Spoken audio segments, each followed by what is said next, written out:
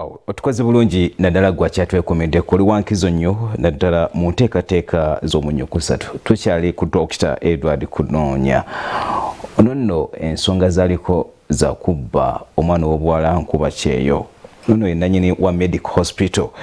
twalazeko ku bassentebe ab'enjawulo batubuulire n'ebintu ebirala ebikwatagana naddala ku nsonga z'obufere bwe yakola katubirabe.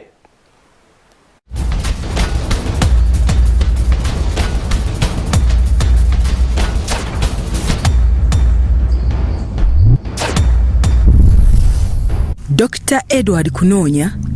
ngamba onaddukanya amalwaliro ga Medik Hospital ze Kawempe ne Kachiri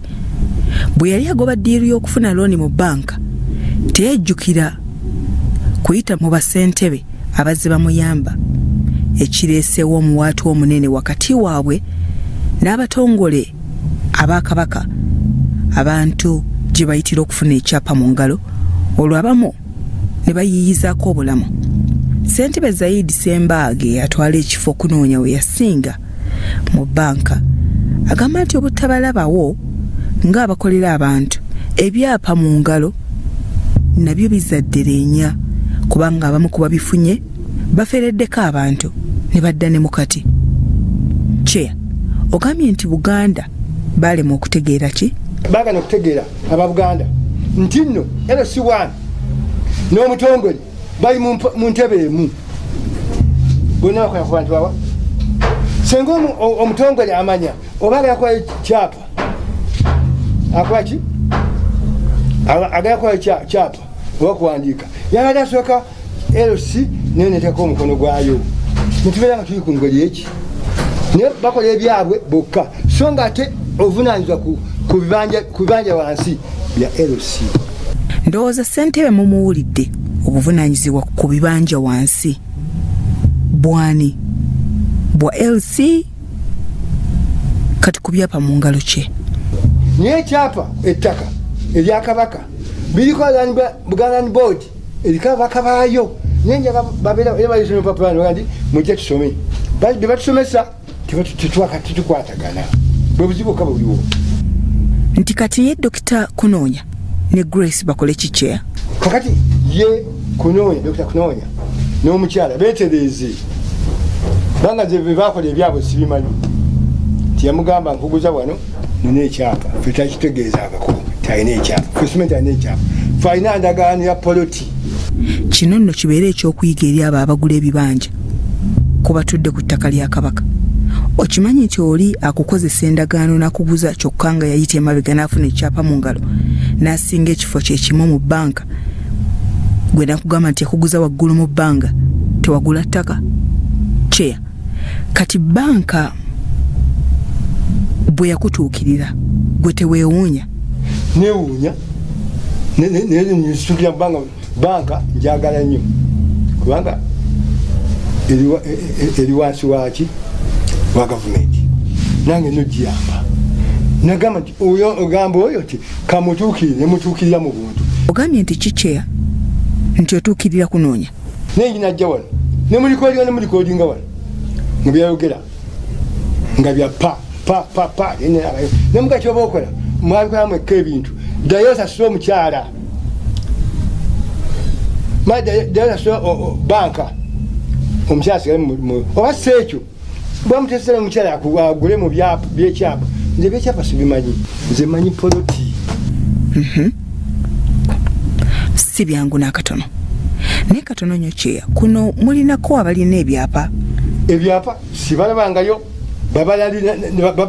babanalizi kanko ekyo kwalirako naffe wali tuyafuna lizi. Ogambye omanyi banka biki? Omanyi banka nayo bajja babani ba loan officers bajja babuzaabuza tebayabulangako kigambo kyapa na lizi. Ekyapa kyanjawulo nnyo okusinga endagaano ffe tuli ku ndagaano si nti taliiwo ngamba yalina ettaka ly'ekyapa mu Katooke. Abantu bali muntu alina ettaka lya kyapa taliiwo. Kati gwe nga ssentebe omukyalo ono kati omutuuze ogenda kumuyamba oti? Kyonna muyamba baba yakutunda poloti ye atunde poloti ye era ne bagenda ku saawa eno atunda poloti ye nteekako omukono kubanga ye agula poloti nze gye mmanyi nze byekyapa sibimanyi babaga kyapa agende Buganda bamuwe wali nasana kunakuli wali edukota agende bamunyonyole bafuna bakyalizi oba kyapa mu ngalo babyogera kyapa mu ngalo mbuya mwana Mayiga katiki wafu ayogera kyapa mu ngalo neza nange nkyagala nnyo kyapa mu ngalo naye simanyi kabaka nze okuwa ekyapa nakisa ku ttaka lya kabaka ebisatu mwaga n'abisalako nti awazaidi kyeyo amazima eggwanga lyonna likulaba ogamba toyagala ki eggwanga kalindaba kubanga menti ndi ku ggwanga ndalindaba saba lyabuzaabuzibwe mwabandaba nti nno ettaka lya kabaka bakuba ekyapa tekiriiyo nti mulina zooni kyezo z'ogamba omutali alina kyapa mulimu Katooke A Katooke B Jinja Kalooli Wamala n'Ekisimu ffe tuli ku ttaka lya kabaka katono nnyo ku Dokita Kunoonya yali mutuuzeewo oba nnyo yali mutuuze wange yagula ku mwana mulenzi eyasikira Black Power bamwita Francis yatunda ye mwana yasikira Black Power awo yabaguza bwagwa nazima mbage najja mu banka nagala mu banka nakomawo banka najima natunda ngapalitwa iki kibangibwa kati agamba kyatekawo ki ekyapa yakijjawa kyeyo nange gwobuuza simanyi gyejja kyapa nti kikyoyagala kyeyo kati njali njagala abamawulire mugendeko ne Buganda Board mbabunye banenakule mbabuuze ebadi mwamu ekyapa ate kibula ajakera mu kyuma kye nga mulabano bwagagala n'ekyapa akikutte mu ngalo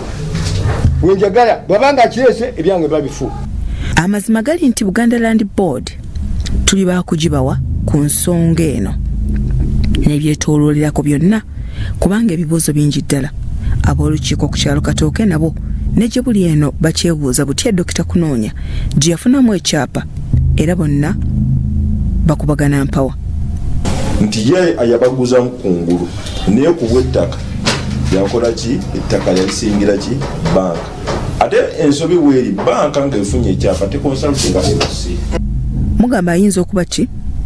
ayinza okuba twalindagana erifo gyali ojja kwesanga bafuddewo ekyapa naye tebatukonsalutinga bo bakola ki bawa kyapa kati kyamuwa chance okusobola okuba ng'akola ki akola emirimu gyonna gyeyakola mpazi mugamba obuguzi bwali butya olaba bagira ng'omukyala asaba endagaano ono kwe yagulira bwe baakola eyo tebagimuwa anti ng'agina byebiwundo yatwala mu Buganda